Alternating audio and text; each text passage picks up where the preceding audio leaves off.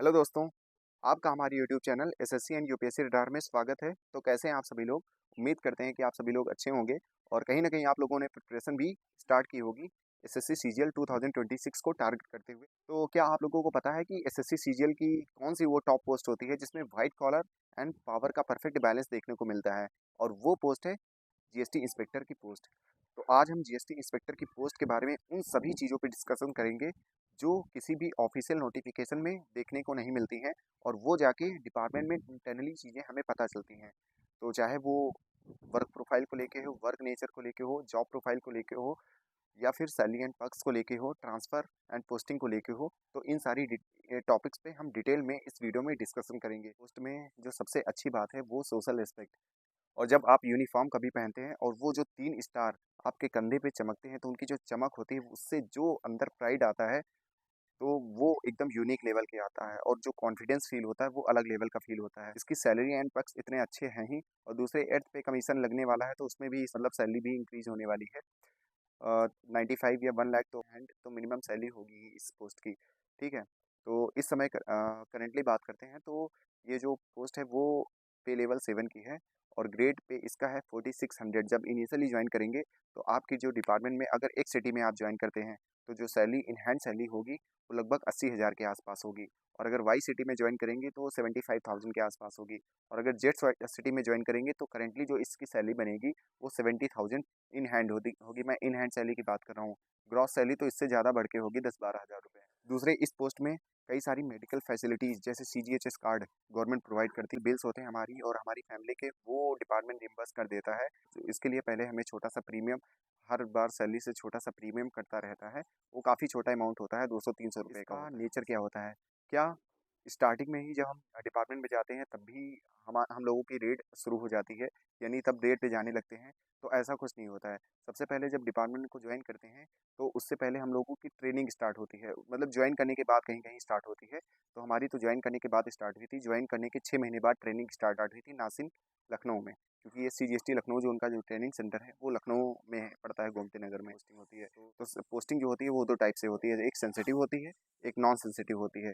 Sensitive जो होती है वो फील्ड पोस्टिंग होती है, नॉन सेंसिटिव वो क्लैरिकल पोस्टिंग होती है। जो नॉन सेंसिटिव पोस्टिंग होती है वो क्लैरिकल होती है और जो सेंसिटिव पोस्टिंग होती है वो फील्ड पोस्टिंग होती है।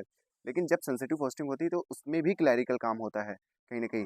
फील्ड पे कभी-कभी जाना पड़ता है, चाहे वो साइट विज़िट के लिए हो, चाहे वो रेड के लिए हो। जब साइट विज़िट पे जाते हैं तो इंस्पेक्टर खुद अकेले जाता है विज़िट करने के लिए, किसी भी साइट का प्रीमाइसेस के वेरिफ़िकेशन के लिए।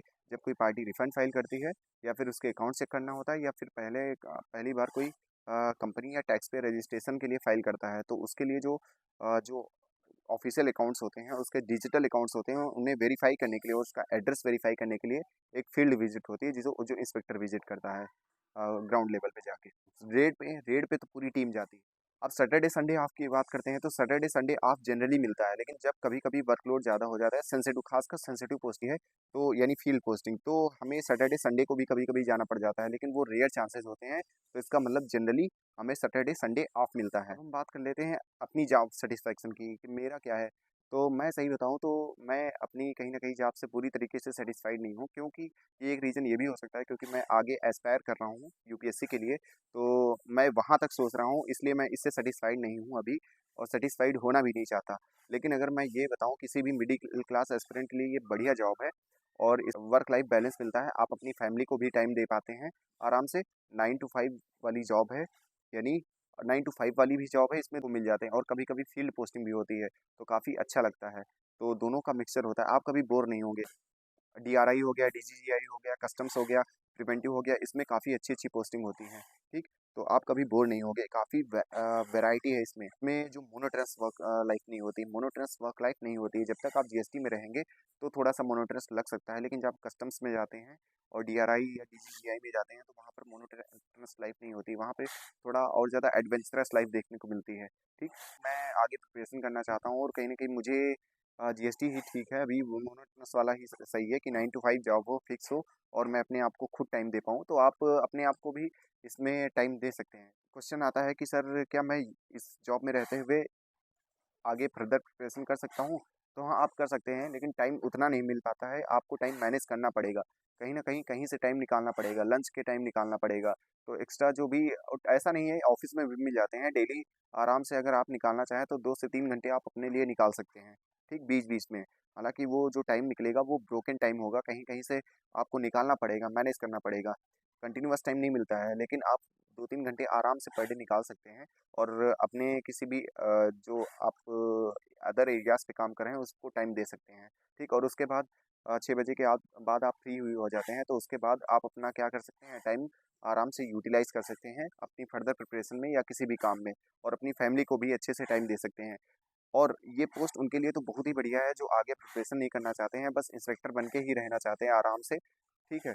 तो इस पे मतलब तो उनके लिए एकदम बेस्ट जॉब है, आराम से इस पोस्ट के लिए जॉइन कर लें, अच्छे पर्क्स भी मिलेंगी, फैसिलिटीज़ भी मिलेंगी और कहीं न कहीं पावर। अब पावर की बात करते हैं तो पावर जैसे यूनिफ़ॉर्म को देखने को मिलता है, उतनी पावर तो इसमें नहीं होती है, मोस्टली क्लeriकल जॉब ही है। तो पावर का आप क्या ही बात करें, अपने फ़ील्ड में सब पावरफुल होते हैं। तो टैक्सेशन के मामले में पावर होती है और सिविल के मामले में तो ऑब्वियसली बात पावर नहीं होगी।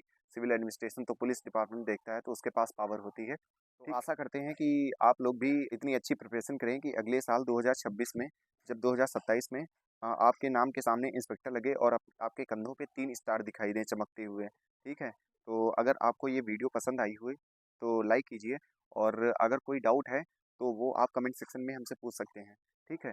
और अपनी ड्रीम पोस्ट का नाम कमेंट सेक्शन में लिख दीजिए और उसके लिए लग ही जाइए। आप ज़्यादा वीडियो पे इधर-उधर फ़ोकस नहीं करना है, बस लगे रहना है। और मैं बीच-बीच में वीडियो लाया करूँगा गाइडेंस के लिए, तो आप उसे देख सकते हैं।